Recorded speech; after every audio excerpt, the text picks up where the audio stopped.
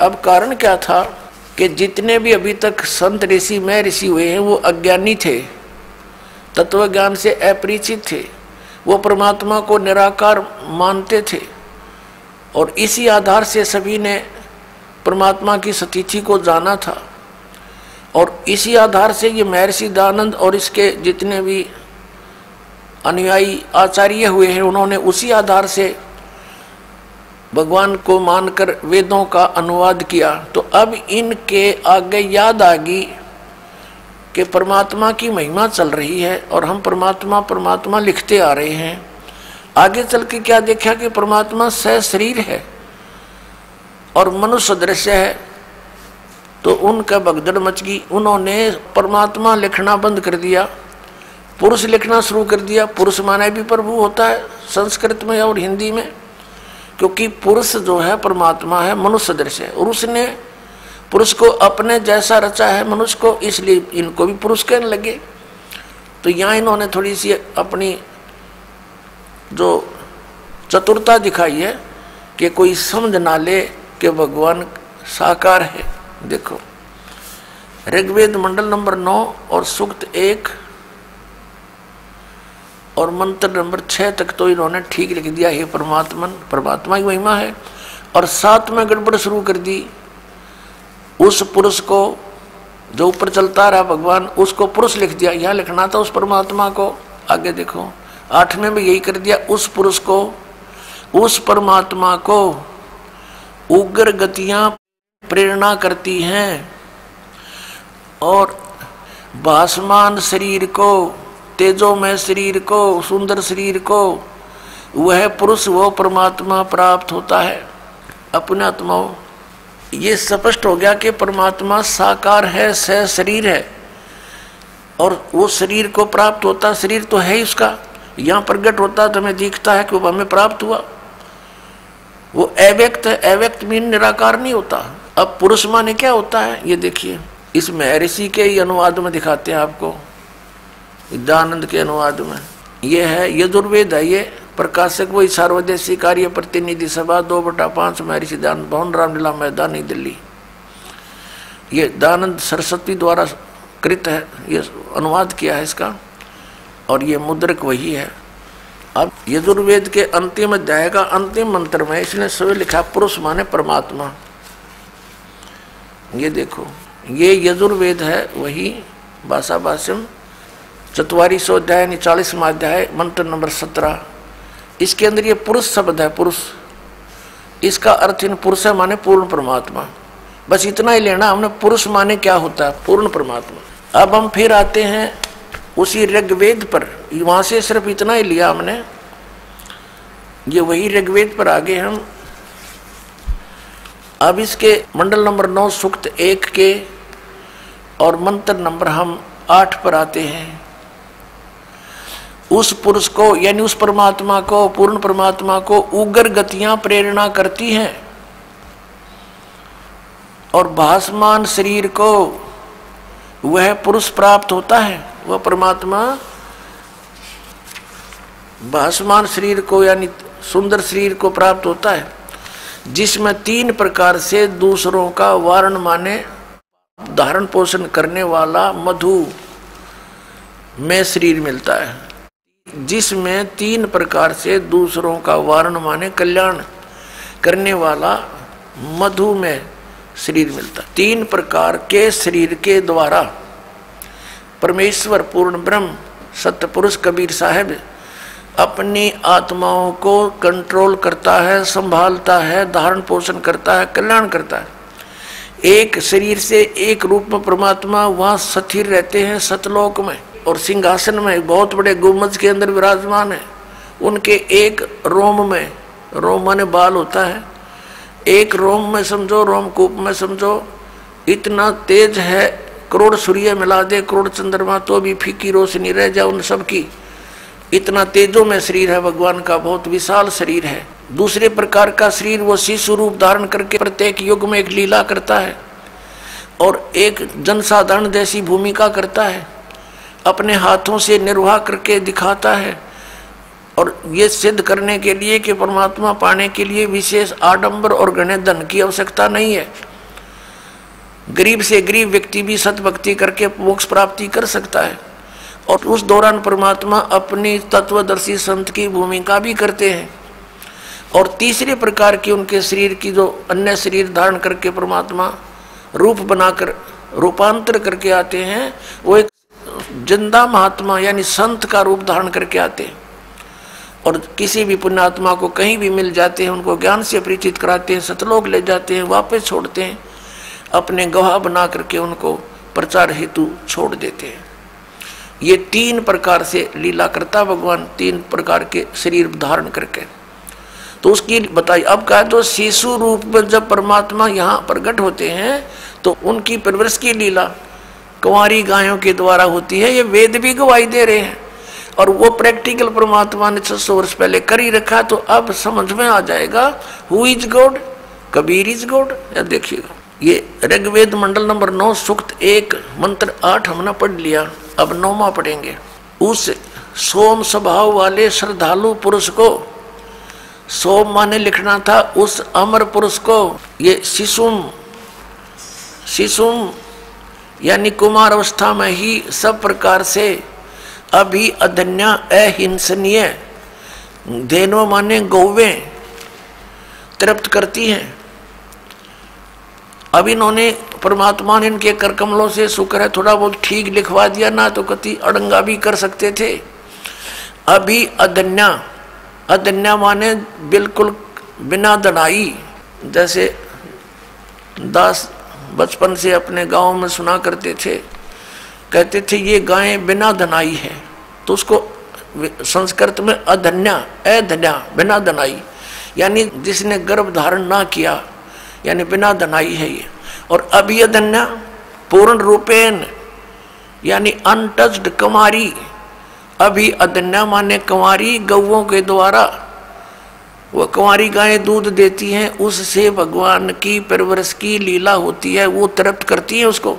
ये देखना ऋग्वेद मंडल नंबर 9 सूक्त 1 मंत्र 9 में उस शिशु रूपधारी अमर पुरुष को, ये कहना चाहिए था, लिखना चाहिए था, उस शिशु रूप में प्रगट परमात्मा को सब प्रकार से, अधन्या माने सब प्रकार से बिना धनाई, यानी अभी अधन्या पूर्ण रूपेण अनटच्ड, धेनव माने गौवें तृप्त करती है। उनकी परवरिश की लीला उनसे होती है। बोलो सतगुरुदेव की जय।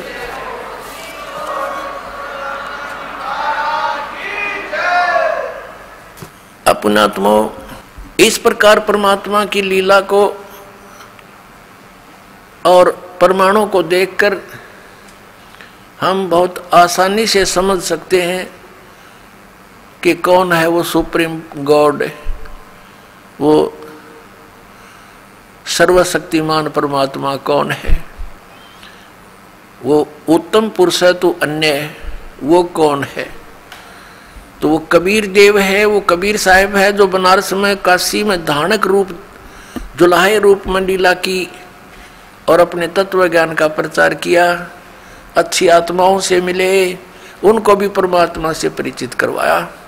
किन किन को मिले, अब वेद में थोड़ा सा और हिंट देते हैं आपको कि वो परमात्मा अन्य रूप में भी, जैसे साधु रूप बनाया और कहीं भी प्रकट हो गए, किसी पुण्यात्मा को मिले, उनको सत्य से परिचित कराया और फिर उस महापुरुष ने फिर परमात्मा के गुण उस परमात्मा द्वारा दिए गए ज्ञान के अनुसार सब जगह गाए।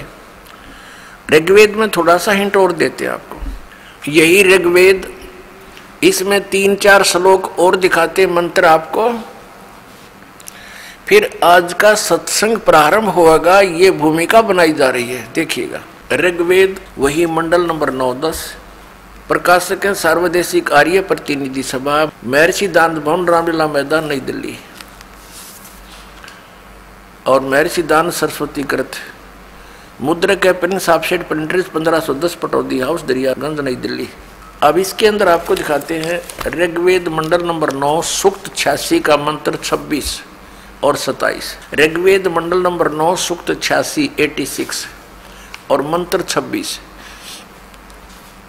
इसमें क्या लिखा कि यज्ञ करने वाले यजमानों के लिए परमात्मा सब रास्तों को सुगम करता हुआ उनके विघ्नों को मर्दन करता है, उनके संकटों का नाश करता है और उनको पवित्र करता हुआ अपने रूप को सरल करता हुआ। क्योंकि सतलोक में परमात्मा का रूप बहुत तेजों में है। एक रोमकूप में करोड़ सूर्य मिला दे, करोड़ चंद्रमा, वो भी फीकी रोशनी रहे। इतना तेजों में शरीर है भगवान का। यदि वो एज इट इज यहाँ आ जाए तो हमारी आंखें बंद हो जाए, हम देख नहीं सकते कुछ भी, दूर से ही। भगवान तो बाद में आएगा, उसका प्रकाश पहले आ लेगा, तो उस प्रकाश से हम परमात्मा को नहीं देख सकते। इसलिए अपने रूप को हल्का तेज पुंज का सरल बना के वो हमारे सामने प्रकट होते हैं। जैसे काशी में जुलाहे रूप में हुए, वो परमात्मा पूर्ण ब्रह्म है। देखना, अपने रूप को सरल करता हुआ वह कांति में परमात्मा।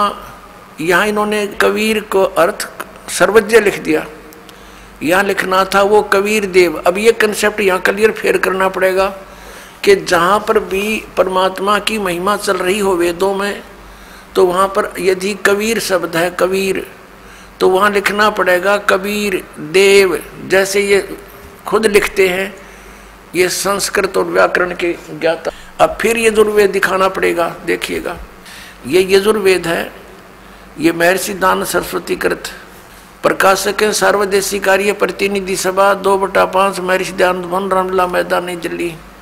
और ये महर्षि दान सरस्वती द्वारा इसका अनुवाद किया गया है और मुद्रक Prince offset printers 1510 Pataudi house Daryaganj नई दिल्ली से ये छपा है। यजुर्वेद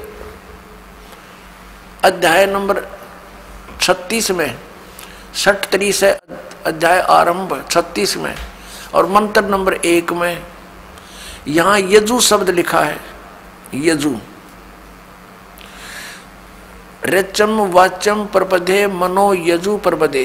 इस यजु का अर्थ अनुवाद करते समय महर्षि दयानंद ने यहाँ सही किया है। यजु का अर्थ लिख दिया यजुर्वेद, बिल्कुल ठीक किया। यदि यहाँ यजु का अर्थ के मैं अन्य कर देता, क्योंकि यजु माने होता है परमात्मा से मिलने की विधि, यानी यज्ञ स्तुतियां, ये भी अर्थ होता। अगर यहाँ वो ये अर्थ कर देता तो यहाँ महिमा थी यजुर्वेद की, तो यजुर्वेद ना लिखकर कुछ अन्य अर्थ कर देने से अनर्थ हो जाता और जिसकी महिमा बोली जा रही है उसको पहचान नहीं पाते। इसी प्रकार जहाँ पर भी कबीर लिखा हो, कबीर जिसके अपसर्ग लगा दी जाती है, तो वहाँ लिखना चाहिए कबीर देव। और कबीर देव लिखने से फिर बात सुलझ गई। हम उसको कबीर देव कहने लगे, कबीर, हम वह को वह बोलते हैं, तो कबीर देव माने परमात्मा, कबीर साहब। तो ये कवि जहाँ लिखा है इन्होंने, कवि कोई सर्वज्ञ नहीं होता, ये भी भूल लगी है इनको। कवि का अर्थ सर्वज्ञ नहीं हो सकता। कवि का अर्थ काव्यकार तो हो सकता है, अगर वो भी प्रकरणवश कोई प्रकरण चल रहा हो या महिमा भगवान की चल रही है। अड़ाओ ये कवि का अर्थ कर दिया सर्वज्ञ। सर्वज्ञ ये सिद्ध तो कर रहे हैं, हम भगवान के विषय में बोल रहे हैं, लेकिन उसका नाम लिखना था। हु इज दैट गॉड, वो कौन है वो परमात्मा जो ऐसी लीला करता है, वो कबीर देव है, वो कबीर साहब है। फिर आइए, अब हम फिर ऋग्वेद पर आ गए हैं, जो अभी आपको दिखाया था। ये इन्हीं के द्वारा प्रकाशित है और ये वही। अब ऋग्वेद, हम फिर उसी पर आगे। ऋग्वेद मंडल नंबर 9 सूक्त 86 के मंत्र 26 पर, यज्ञ करने वाले यजमानों के लिए, यानी भक्ति करने वाले भक्तों के लिए, यजमान कहो से भगत कहो, परमात्मा सब रास्तों को सुगम करता हुआ उनके विघ्नों को मर्दन करता है, उनके संकटों का नाश करता है, उनको पवित्र करता हुआ और अपने रूप को सरल करता हुआ वह कांति में परमात्मा। यहाँ कबीर देव लिखना था। ये देखो, ये कबीर अतो, हम इसको कबीर बोलने लगे, वह को वह, ये कबीर है, हम कबीर बोलते हैं। अब देखिएगा, इसका इन्होंने यहाँ संधि छेद करके ये ऐसे लिख लिया, ये अपसर्ग लगा दिए दो, जैसे यजु में लगाए थे तो यजुर्वेद लिख दिया, वो ठीक किया। तो यहाँ कबीर देव लिख देते, कबीर देव, इनकी संस्कृत व्याकरण भी बनी रहती, कबीर देव लिख देते। और हम कबीर साहब बोलते हैं उसको, वह को वह बोलते हैं, कबीर साहब, कबीर देव, कबीर परमेश्वर। तो यहाँ ये महिमा किसकी है? कबीर देव। क्या लिखा है कि वह कांति में परमात्मा कबीर देव, या लिखना था कबीर देव, कबीर साहब, विद्युत के समान क्रीड़ा करता हुआ, यानी विद्युत जैसी, बिजली जैसी गति से चलता हुआ वर्णीय पुरुष को प्राप्त होता है। अच्छी आत्मा, वर्णीय माने अच्छी आत्मा को प्राप्त होता है। आगे देखो वो कहाँ रहता है भगवान? 27वें मंत्र में, ऋग्वेद मंडल नंबर 9 सूक्त 86 मंत्र 27 में, जो परमात्मा ध्युलोक के तीसरे पृष्ठ पर विराजमान है। ध्युलोक माने उस तेजो में लोक के, सतलोक के तीसरे पृष्ठ पर विराजमान है। सतलोक के तीसरे पृष्ठ पर, तीसरे स्थान पर, यानी उसमें भी विभाजित है। टॉप मोस्ट प्लेस पर स्वयं परमात्मा विद्यमान है और नीचे अन्य सृष्टि है, सभी इसी प्रकार सृष्टि है जैसे यहाँ पर है। इसको समझने के लिए ऐसा समझो जैसे दिल्ली और बाह्य दिल्ली होती है, तो परमात्मा उस ध्युलोक के तीसरे पृष्ठ पर वहां रहता है, वहां विराजमान है, साकार है, मनुष्य दृश्य है, वहां से गति करके आता है। अब देखना ऋग्वेद मंडल नंबर 9 सूक्त 82 मंत्र नंबर 1, जो सर्व उत्पादक प्रभु, सबकी उत्पत्ति करने वाला परमेश्वर, प्रकाशमान, सद्गुणों की वृष्टि करने वाला, पापों का नाश करने वाला, हरण करने वाला है, वह राजेव, राजा के समान। ये देखना ये है 269 पृष्ठ पे। अब हम पढ़ेंगे 270 पृष्ठ पे। राजा के समान दर्शनीय है, राजा के समान देखने योग्य है, साकार है, मनुष्य दृश्य है। ये वेद गवाही दे रहे हैं इन्हीं के कर कमलों से, जो भगवान को निराकार निराकार करके और दुनिया को बरगलाया करते थे। आज उन्हीं के कर कमलों से, उन पवित्र सदग्रंथों में परमात्मा ने दया करके ये ठीक अनुवाद करा दिया ना। ये अड़ंगा भी कर सकते थे, क्योंकि अन्य सब जगह उल्टा लिख रखा भगवान निराकार है। अब परमात्मा राजा के समान दर्शनीय है, देखने जोगा है। वह पृथ्वी आदि लोक लोकांतरों के चारों ओर शब्दायमान हो रहा है। वह वर्णीय पुरुष को, अच्छी आत्मा को, जो दृढ़ भक्त है, उसको पवित्र करता हुआ प्राप्त होता है। पवित्र करता है, ज्ञान से साफ करता है। जिस प्रकार विद्युत सने वाले स्थानों को आधार बनाकर प्राप्त होता है, अपनी आत्मा स्पष्ट कर दिया। जैसे कैसा अच्छा प्रमाण दिया है वेद में कि जैसे आकाशीय बिजली किसी धातु को आधार बनाकर ही उस पर अट्रैक्ट होती है, उसी पर आके गिरती है, अन्य पर नहीं गिरती। तो ऐसे ही परमात्मा उन्हीं पुण्यात्माओं को मिलता है जिनसे वो आकर्षित होता है, जो दृढ़ भक्त होते हैं, जो उनकी बातों को शिरोधार्य करके फिर दृढ़ता के साथ अन्य पुण्यात्माओं को सुनाते हैं। पहले कांस्य धातु के बेले थाली हुआ करते, और जब वर्षा के सीजन में हमारी दादी जी कहती थी हमारी माताओं से कि बाहर आंगन में कांसी की थाली रखी है, बेला रखा है, इसको अंदर रख दो, नहीं तो बिजली गिर जाती है कांसी धातु पर। ये विशेष अट्रैक्शन होता था। अमूमन जहाँ भी ऐसा संयोग होता था वो कांसी की धातु पर ही गिरती थी। कहने का भाव ये है कि वेद ने ये प्रमाणित किया है, एक एग्जाम्पल दिया है कि वो परमात्मा उन पुण्यात्माओं पर ऐसे अट्रैक्ट होता है, उन्हीं को ही मिलेगा वो जो दृढ़ भक्त होते हैं। जैसे आकाशीय बिजली, आकाशीय विद्युत अपने उस धातु पर ही गिरती है, उसको आधार बनाकर ही नीचे आती है। आगे देखो वो क्या करता है फिर आकर के। ऋग्वेद मंडल नंबर 9 सूक्त 82 मंत्र 1 पढ़ लिया। अब दूसरे में क्या लिखा है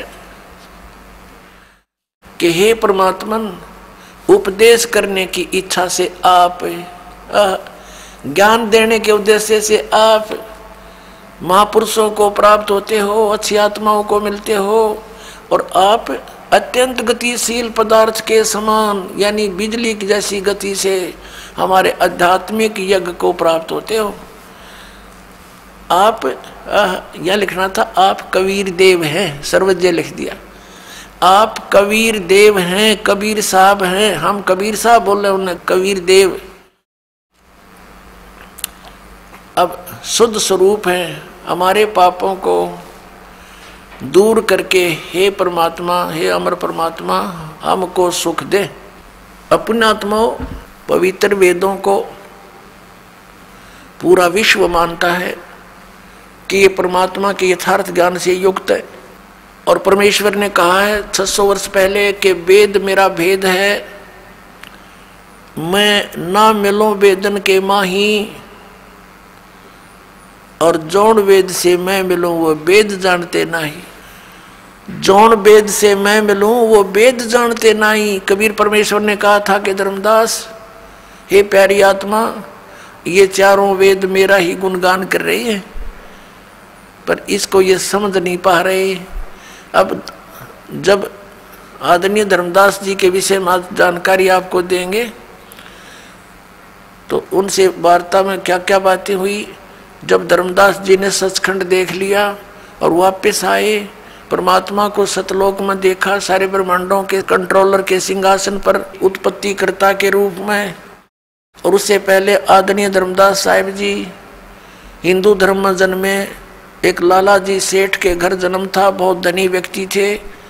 वो भगवान श्री राम श्री कृष्ण जी पर आसक्त थे, इन्हीं को सुप्रीम पावर माना करते थे, क्योंकि हमारे आदरणीय शंकराचार्यों ने यही ज्ञान फीड कर रखा था पवित्र हिंदू धर्म के पुण्यात्माओं में कि राम और श्री कृष्ण ये सुप्रीम पावर हैं, ब्रह्मा विष्णु महेश ये अजर अमर हैं। विशेषकर विष्णु और शंकर जी को ये अजर अमर कहा करते थे, इनके कोई माता पिता नहीं है। और जब धर्मदास जी ने सतलोक में देखा भगवान को, जब नीचे आकर देखा वही जुलाहे के रूप में कार्य करते को, तब उन्होंने कहा था, हे भगवान, सचमुच भगवान तो आप हो। तो हमें बताया गया कि पुराणों में लिखा है कि श्री विष्णु जी सुप्रीम पावर हैं, वेदों में लिखा है श्री विष्णु जी ही सुप्रीम पावर हैं, शंकर भगवान सर्वशक्तिमान हैं, यही अजर अमर हैं। हे परमात्मा, क्या फिर ये वेद कतेब झूठे हैं? पुराण और वेद क्या झूठे हैं जो इनमें ऐसा लिखा है कि ब्रह्मा विष्णु महेश के कोई माता पिता नहीं? तब परमेश्वर ने कहा था, वेद कतेब झूठे नहीं भाई, झूठे हैं ये समझे नहीं। झूठे थे ये जो वेदों को, पुराणों को समझ नहीं सके, उहा बाई का ज्ञान प्रचार कर रहे हैं, लोक वेद सुना रहे हैं, आपको बरगला रही है।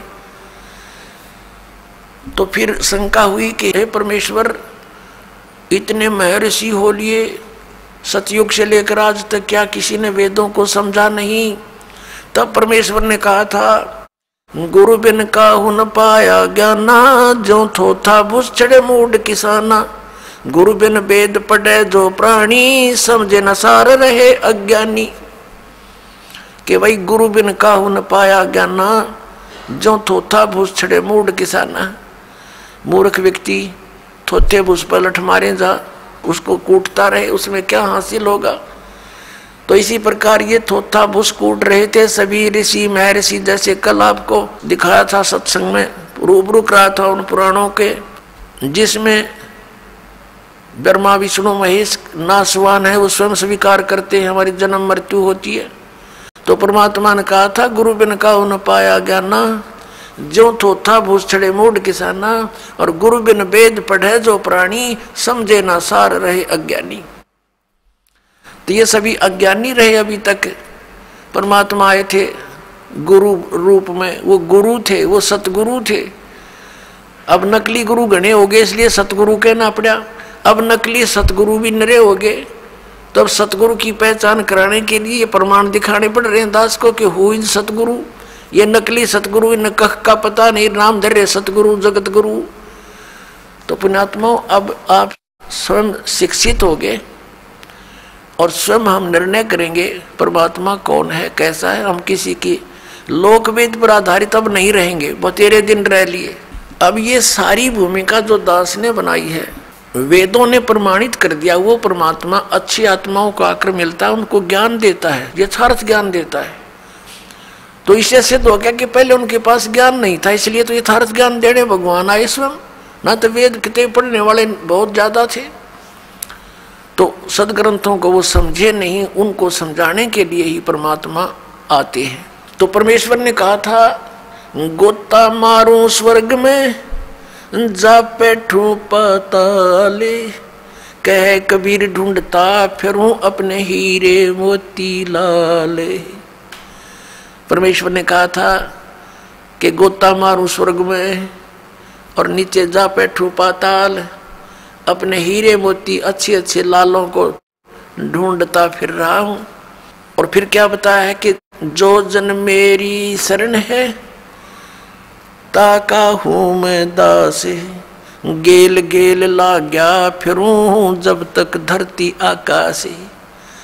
परमात्मा कहते हैं जो एक बार मेरी शरण में किसी भी समय किसी युग में आगी वो आत्मा, फिर उसके साथ ऐसे पीछे पीछे फिरूंगा जब लग धरती आकाश रहेगा, या तो वो पार हो जाएगा, नहीं फिर भी उसको कभी ना कभी शरण में लेकर के दोबारा उसको ज्ञान दूंगा, शरण में लूंगा, ज्ञान बताऊंगा। तो क्या बताया है, ज्यों बच्छा गऊ की नजर में यों साईं को संत, भक्तों के पीछे फिरे वो भक्त वत्सल भगवंत।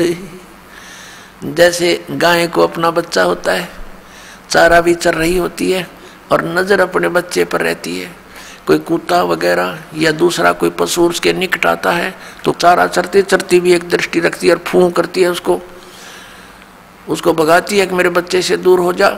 तो कहते हैं जो बच्छा गऊ की नजर में न्यो साईं को संत, और भक्तों के पीछे फिर वो भगत वत्सल भगवंत। तो पुण्यात्माओं, इस अज्ञान को हटाने के लिए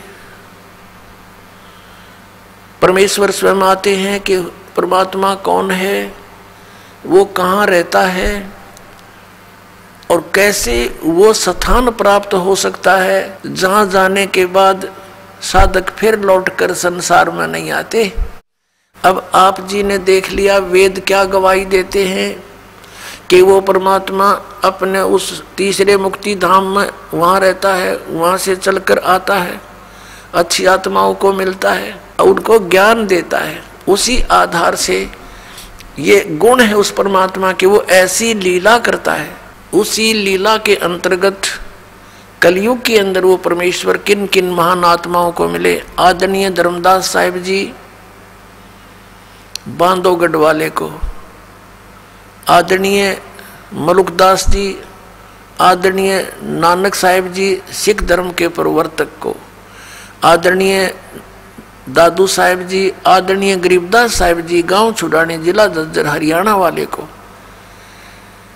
आदरणीय घीसा दास साहिब जी गांव खेखड़ा जिला मेरठ उत्तर प्रदेश वाले को। इन महापुरुषों के विषय में तो दास को जानकारी है और अन्य बहुत से महापुरुषों को वो ऐसे मिलते हैं।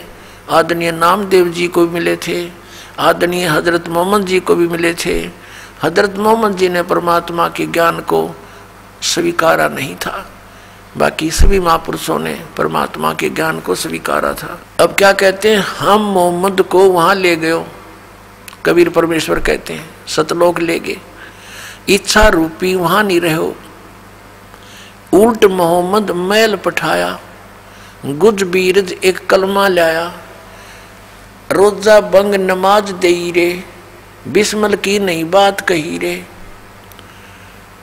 अब क्या बताते हैं कि हम इस हजरत मोहम्मद को भी लेकर गए थे, क्योंकि सभी आत्मा उस एक का परमात्मा की है, अल्लाह कबीर की है, उस परम अक्षर ब्रह्म सत्य पुरुष की है। वो चाहते हैं कि अच्छी आत्माएं जिनके पीछे काफ़ी लोग लगे हुए हैं उनको और सच्चाई बता दूं तो ये उनको समझा देंगे और जल्दी मेरे शरण में ले आएंगे। लेकिन यहाँ परमात्मा की जो बात सिरे नहीं चढ़ पाई। तो क्या बताते हैं परमात्मा ने फिर आकर बताया कि हे मुसलमानों, तुम हजरत मोहम्मद के नाम पर जो ये बिस्मिल करते हो, ये बिस्मिल करने की बात उन्होंने नहीं कही। उन्होंने क्या बताया, रोजा बंग नमाज दई रे, बिस्मिल की नहीं बात कही रे। नबी मोहम्मद ना गोश्त खाया, हजरत मोहम्मद ने, नबी मोहम्मद ने मांस नहीं खाया, मांस नहीं खाया। कहते हैं अरस कुरस पर अल तकत है, खालिक बिन नहीं खाली। और वो पैगंबर पाक पुरुष थे साहिब के अब्दाली। वह पैगंबर तो पुण्यात्मा थी, वैसे जुल्म करें थे जैसे तुम कर रहे हो। मांस खाते हो, गऊ काट दी, जोटे की टालना, बकरे खा लिए, मुर्गे खा लिए हैं। उनको दीदार कहाँ है? जो काटते हैं गला बिराना, दूसरे का गला काटते हैं, उनको काम परमात्मा मिलेगा। नबी मोहम्मद नमस्कार है कि नबी मोहम्मद आदरणीय महापुरुष थे और राम रसूल कहाया, वो भगवान का अल्लाह का दूत कहलाया। और 1,80,000 को सौगंध जिन नहीं कर चलाया। हजरत मोहम्मद जी के 1,80,000 अनुयायी हुए थे उस समय, और वो पाक साफ थे, सब बुराइयों से दूर थे, ब्याज तक भी नहीं लेते थे, वो किसी के साथ खून खराबा नहीं करते थे, ये मना किया हुआ था, उन्होंने सिद्धांत बना रखा था। नबी मोहम्मद नमस्कार है, राम रसूल कहाया, 1,80,000 को सौगंध जिन नहीं कर चलाया। अरस कुरस पर अल तकत है, खालिक बिन नहीं खाली। और वो पैगंबर पाक पुरुष थे साहिब के अब्दाली। वो तो परमात्मा की कृपा पात्र थे, उन्होंने ऐसा जुल्म नहीं किया। तो परमात्मा कहते हैं मोहम्मद को हम वहां ले गए, इच्छा रूपी वहां नहीं रहे हो। उल्ट मोहम्मद महल पठाया, गुज बीरज एक कलमा लाया, रोजा बंग नमाज दई रे, बिस्मिल की नहीं बात कही रे। कहते मारी गऊ शब्द के तीरम, ऐसे होते मोहम्मद पीरम। और शब्द फेर जवाई, वो जीव रखा हंसा रखा, गोसत नहीं बाख्या, ऐसे पीर मोहम्मद भाई। कि हजरत मोहम्मद ऐसे सिद्धि युक्त थे, उन्होंने एक बार शब्द से गाय को मार दिया और शब्द से जीवित कर दिया। उसका मांस नहीं खाया, वो जीवित कर दी थी। और तुम करके दिखाओ जीवित। उस दिन को, जिस दिन हजरत मोहम्मद ने ये लीला की थी, उस दिन को मनाने लग गए। उस दिन ये गुरु गौ विशेषकर बिस्मिल करते। परमात्मा कहते उन्होंने तो जीवित कर दी थी, वो मांस नहीं खाया था। फिर क्या बताते हैं परमात्मा कहते हैं एक समय हजरत मोहम्मद जी ने वचन से गऊ मार दी और जीवित नहीं हो पाई, क्योंकि जो सिद्धियां प्राप्त हुई थी भगवान से, वो उसकी 1-2 करामात दिखाने से फेल होगी। तो कहते फिर हम मोहम्मद याद किया रे।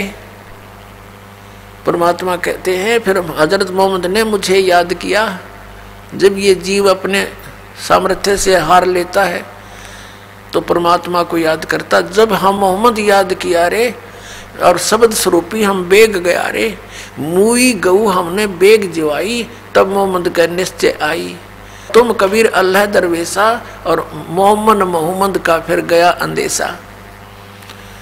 हजरत मोहम्मद से जब गाय जीवित नहीं हुई तब कहते हैं हम अल्लाहु अकबर को पुकारा, तो शब्द स्वरूपी हम बेग गया रे। हम तुरंत गए, लेकिन अन्य को दिखाई नहीं दे रहे थे, हजरत मोहम्मद को दिखाई दे रहे थे। और वो गाय हमने जीवित कर दी, तो सामने खड़े लोगों को यही भ्रम रहा कि हजरत मोहम्मद जी ने गाय फिर जीवित कर दी।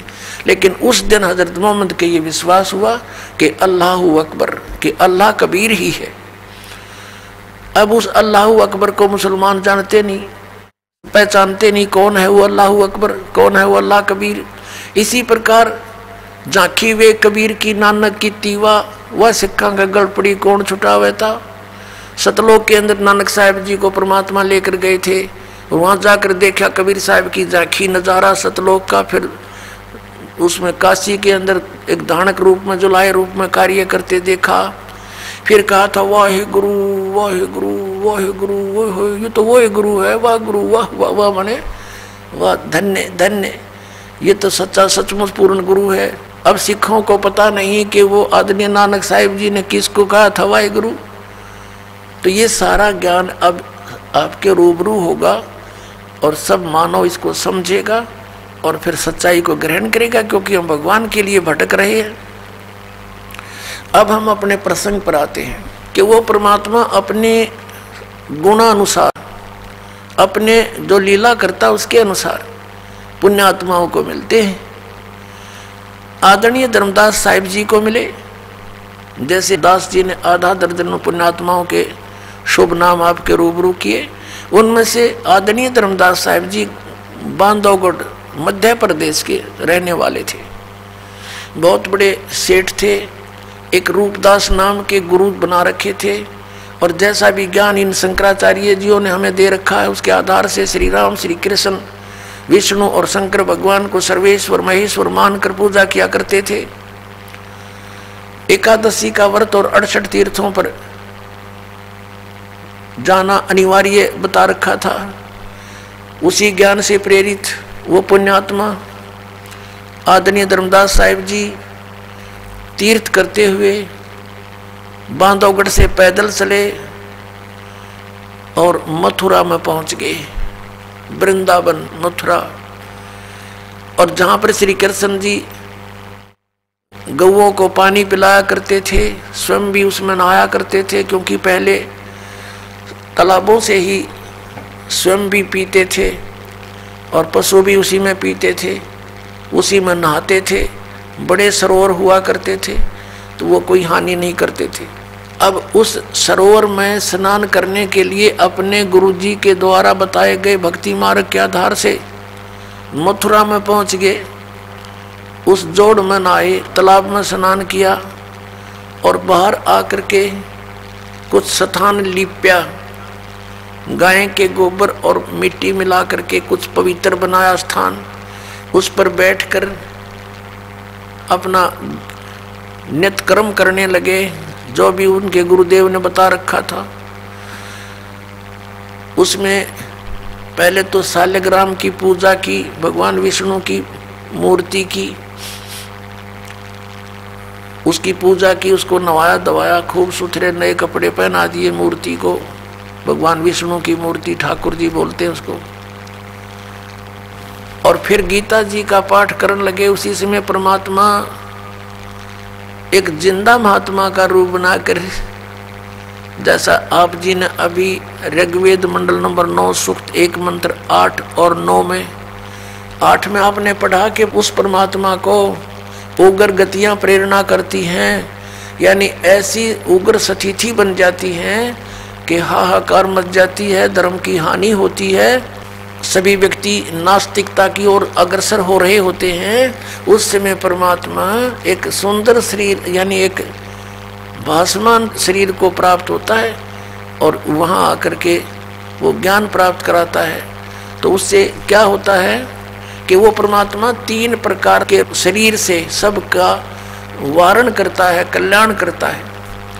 एक तो आपको बता सतलोक में परमात्मा रहते हैं, उसके एक रोमकूप में करोड़ सूर्य मिराजे, करोड़ चंद्रमा, ऐसा उनकी शोभा है, इतना प्रकाश है उनके बॉडी का, शरीर का, साकार है, मनुष्य दृश्य। और दूसरा आपको बता शिशु रूप धारण करके आते हैं, वो दूसरी प्रकार के फिर लीला में बड़े होते हैं।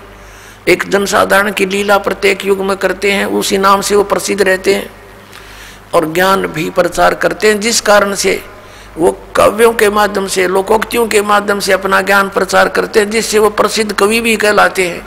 ऐसा वेदों में लिखा है। ऋग्वेद मंडल नंबर 9 सूक्त 96 में 96 के मंत्र 16 से लेकर और 20 तक ये स्पष्ट उसमें किया हुआ। समय के अभाव से आज दास आपको नहीं दिखा सका, फिर कभी दिखाएंगे। और तीसरे प्रकार का ये है कि वो एक कभी भी प्रकट हो जाते हैं, साधु रूप बना लेते हैं, संत जैसी वेशभूषा बनाकर, जिसको लोग ज़्यादा प्रभावित होते हैं, जिससे उस रूप में जाकर प्रकट हो जाते हैं। फिर उनको कैसे डील करते हैं? यदि वो जाते ही किसी को कह दें कि तेरा ज्ञान गलत है तो कोई नहीं सुने, लड़ पड़े, काल ने इतने भ्रमित कर रखे हैं। तो परमात्मा ने जाकर के साधु रूप बना करके एक जिंदा महात्मा का रूप बनाकर, जिंदा महात्मा मुसलमानों में होते हैं, विशेषकर काला ओवरकोट पहनते हैं। एक काला ओवरकोट पहनते हैं पूरा घुटनों से नीचे तक का, एक काला कच्छा पहनते हैं अंडरवियर, और एक काला टोप रखते हैं ऐसे चोटे से वाला। ये वेशभूषा होती है जिंदा संत की। तो जिंदा महात्मा का रूप बनाकर, जिंदा महात्मा का धर्मदास जी को मिले, वहाँ बैठ के थोड़ी सी दूरी पर जब धर्मदास जी ने अपना नित्य कर्म कर लिया और बड़े ध्यान से सुन रहे थे, भगवान ऐसे गर्दन कर रहे थे, तो धर्मदास जी ने सोचा ये मुसलमान भक्त हमारी गीता जी के ज्ञान से बड़ा प्रभावित हो रहा है। उसने और ऊंचे स्वर से गीता जी का ज्ञान वैसे तो ये संस्कृत पढ़ा करते हैं नित्य पाठ में। जब देखा कि बड़ा श्रद्धालु है और थोड़ी सी दूरी पर इसलिए बैठे कि हिंदू लोग मुसलमानों से नफरत करते हैं कि ये मांस मिट्टी खाते हैं, जीव हिंसा करते हैं, इसलिए विशेषकर ये साधु संत भक्त उनसे दूरी बना कर रखते थे। इस आधार से भगवान के कहीं धर्मदास बेदक ना जा, इसलिए दूर बैठ के अपने आत्माओं काल के द्वारा भ्रमित हम अज्ञानी आत्माओं को कैसे अपनी शरण में लेते हैं, भगवान कैसी लीला करते हैं वो दयालु। ऐसे ऐसे गर्दन हिला रहे थे, ऐसे ऐसे जैसे बहुत अच्छा आनंद आ रहा। तो धर्मदास जी ने अनुवाद भी शुरू कर दिया जैसा अपने गुरु जी से सुना था। जब उसने अपना नित्य कर्म कर लिया सुबह का, परमात्मा ने निकट जाकर थोड़ी सी दूरी बनाकर कहा कि हे महात्मा जी, क्योंकि धर्मदास जी लगभग 60 वर्ष के हो चुके थे, 62-63 वर्ष के उस समय, और उन्होंने अपना जो गुरु बना रखा था रूपदास जी वैष्णव परंपरा के थे। वह उन्होंने गले में कंठी डालने के लिए दी जाती है वैष्णव परंपरा की एक पहचान होती है उपदेशी की, एक तुलसी के मनिए की, तुलसी के लकड़ी के मनिए की, मणके की एक ही मणका होता है और सूत में डाला जाता है धागे में। तो उससे पहचान थी वैष्णव महात्मा की। और तिलक ला रखे, जैसे आपने शंकराचार्य लाए देखे ऐसे वही लगा रहे थे। तो वही रूपदास जी भी सरस्वती थे जैसे उनके गुरु जी, तो उसी जैसा वेशभूषा वो स्वयं भी बनाकर एक साधु संत जैसा लग रहा था। तो परमात्मा ने कहा, हे महात्मा जी, आपका ज्ञान अद्वितीय है, मुझे बड़ा आनंद आया है। मैं भटक रहा हूँ, मुझे कहीं मार्ग नहीं मिल रहा, मुझे कोई किसी धर्म मजहब से कोई लेना देना नहीं, मुझे तो अपना कल्याण चाहिए, मुझे कुछ मार्गदर्शन करो। अब धर्मदास जी ने सोचा भाई ठीक है, जब इतनी तड़प है इसके अंदर, फिर वो लगे बताने कि हमारे गुरुदेव ने ऐसे बता रखा है, 68 तीर्थ का तो मैं यात्रा पे निकला हूँ, 68 तीर्थों पे स्नान करूंगा और उनमें से एक तीर्थ हमारा ये मथुरा का ये तालाब भी है, मथुरा भी है। इसके बाद मैं वृंदावन के अंदर गोवर्धन का चक्कर लगाऊंगा। भगवान श्री कृष्ण ने गोवर्धन यानी गिरिराज को हाथ पर उठाया था। और फिर मैं बरसाना जाऊंगा, राधा से सिफारिश लवाने के लिए, राधे राधे श्याम मिला दे, क्योंकि राधा जी बरसाने की लड़की थी, श्री कृष्ण से मिलने आया करती थी वृंदावन में, मथुरा में। अब राधा ही मुश्किल से मिल पाया करती किधर वो पीठ के भगवान श्री कृष्ण थे, और ये सिफारिश लुआने जाओ राधा थे, वह राधा ने कृष्ण देखी से बोले आदमी ऐसे भ्रमित कर रखे, राधे राधे श्याम मिला दे, और राधे श्याम मिलाओगी जब वो श्याम मिलेगा, और वो श्याम मिल भी गया तो के किला टूटेगा। हमारे वेद बतावे, गीता बतावे कि इन भगवान से मोक्ष नहीं। और परमेश्वर कबीर जी ने कहा था, गुण तीनों की भक्ति में ये भूल पड़ो संसार, कह कबीर निज नाम बिना कैसे उतरो पार, तीन देव की जो करते भक्ति उनकी कबू ना हो मुक्ति। अब धर्मदास जी बता रहे हैं। और उसके बाद एकादशी का व्रत रखता हूँ मैं, ये बहुत ही उत्तम व्रत है, इसके रखने से मोक्ष हो जाता है। श्राद्ध निकालते हैं, सब क्रियाएं करते हैं हम, और राम कृष्ण का जाप जपते हैं, हरे कृष्ण हरे राम राम राम राधे श्याम सीता राम हरे राम। ये हमारे मंत्र हैं, ओम नमः शिवाय। अब परमात्मा ने जब उसने सारा कुछ कह लिया तब कहा कि हे महात्मा जी, मेरा उद्धार करो, दीक्षा दे दो मुझे, आप मुझे अपना शिष्य बना लो, और मेरी कुछ जिज्ञासा है, मेरे कुछ शंका का कुछ समाधान भी चाहता हूँ। तो धर्मदास जी ने कहा कि देखो जी, हम शिष्य नहीं बना सकता मैं, क्योंकि ऐसे शिष्य बनाना पाप होता है, क्योंकि मुझे आदेश नहीं है। और मेरे गुरुजी हैं रूपदास जी, उनके पास चलो मैं आपको दीक्षा दिला दूंगा।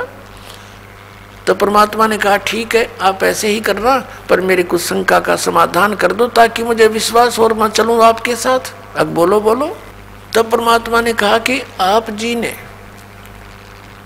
आप ज्ञान बता रहे हो कि ब्रह्मा विष्णु महेश अजरो अमर है, इनकी जन्म मृत्यु नहीं होता, और शंकर और विष्णु जी ये सुप्रीम पावर है, यही सर्वशक्तिमान है। और आप ये भी कह रहे हो कि गीता जी का ज्ञान श्री कृष्ण जी ने दिया, और श्री कृष्ण इज विष्णु।